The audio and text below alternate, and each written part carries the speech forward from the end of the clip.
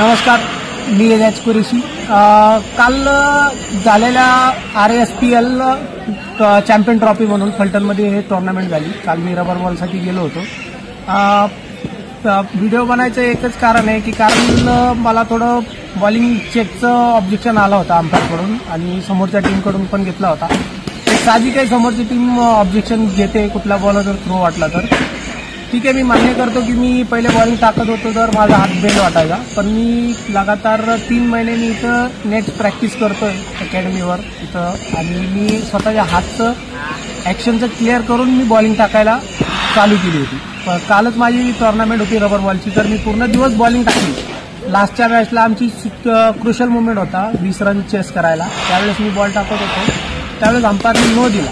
अंपायरला मी request पण केली की सर तुम्ही चेक करा आणि नो असेल तर बिंदास होऊ द्या, काय प्रॉब्लेम नाही। चेक केला स्लो मोशनमध्ये, मी सरांना दाखवलं पण सर बघा तुम्ही हे चुकीचं डिसिजन देता।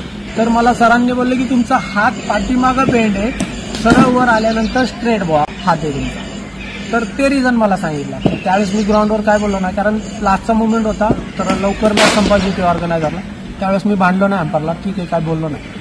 तर मी ह्या व्हिडिओ सोबतच मी जी माझ्या बॉलिंग ॲक्शनचा व्हिडिओ आहे ना तो पण शेअर करेन। आणि जितेंद्र लोंढे म्हणून अंपायर आहे आणि गणेश गाय